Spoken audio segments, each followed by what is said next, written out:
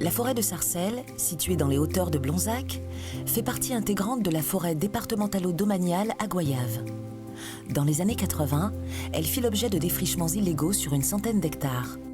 Après plusieurs années de conflits entre l'ONF et les occupants, les pouvoirs publics ont privilégié une gestion amiable de ce dossier. C'est ainsi que 32 contrats d'occupation ont été signés en juin 2006. Suite à l'observation de divers manquements, de nombreux contrats ont été résiliés. Soucieux de poursuivre la valorisation de cet écosystème exceptionnel, l'ONF a engagé des discussions rapprochées avec la SICA-LPG à partir de 2016. C'est le 19 octobre 2018 qu'une convention d'occupation temporaire a été signée entre messieurs Jean-Louis Pestour, directeur régional de l'ONF, et Francis Linière, président du LPG. C'est un projet nous permettant, dans un premier temps, de retrouver la pleine maîtrise du foncier de Blonzac, car précédemment, il y avait des agriculteurs installés qui ne respectent pas les clauses du protocole de 2001. Donc, nous avons préféré avoir une gestion unique en confiant l'ensemble de ces terrains que nous allions récupérer à la SICA-LPG. Les clauses étaient connues de tous, c'était occuper le foncier par eux-mêmes, c'était à la date d'anniversaire. Quand ils atteignaient les 70 ans, c'était mis fin, sinon ils pouvaient demander une prorogation à 75 ans. Deuxième chose, c'était payer une redevance. C'était ça la chose la plus importante, le paiement aussi de la redevance. Donc il y en a qui ne l'ont pas fait, ce qui a fait que l'Office a été obligé, dans un premier temps, de demander aux gens de se mettre en conformité et s'ils ne le faisaient pas, de résilier les contrats. Pour l'ONF, en tant que gestionnaire de ce massif, qui maintenant a une vocation agricole, c'est bien d'avoir un gestionnaire unique concernant les concessions, comme vous le voyez, qui sont inoccupées ou qui a des squatteurs dessus. Donc c'est avoir un gestionnaire unique en la personne de la SICA-LPG, comme ça pour éviter tous les problèmes de non-paiement, etc. Alors le projet des producteurs de bananes sur la zone de Sarcelles est d'installer des jeunes adhérents afin de pouvoir faire une production bien contrôlée.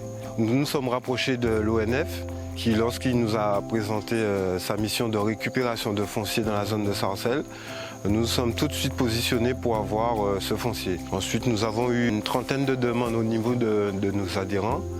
Une commission ad hoc a été réunie pour faire l'attribution des lots et 7 jeunes ont pu sortir lauréats.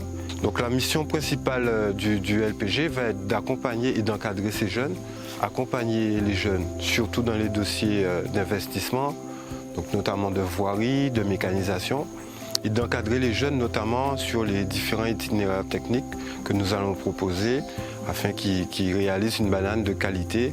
Lorsque l'ONF nous a parlé de ce projet de la zone de Sarcelles, donc il était évident pour nous, sachant qu'on est dans une forêt, de mixer un peu le projet banane agroforesterie. Donc les jeunes qui vont être installés vont pouvoir mettre en place de la banane, mais également faire du café, de la vanille, mais également du cacao. Le programme d'options spécifiques à l'éloignement et à l'insularité, donc le POSEI, découle de la politique agricole commune européenne. Donc c'est une aide financière qui est octroyée aux agriculteurs pour leur permettre de lutter contre les handicaps géographiques et économiques de nos régions. Donc s'agissant de la banane, cette aide est octroyée aux adhérents de la coopérative Les Producteurs de Guadeloupe, LPG, et de plus ils doivent disposer de références individuelles, donc communément appelées RI. Ces RI sont validées par le comité d'orientation stratégique de développement durable qui se réunit à cet effet 2 fois par an.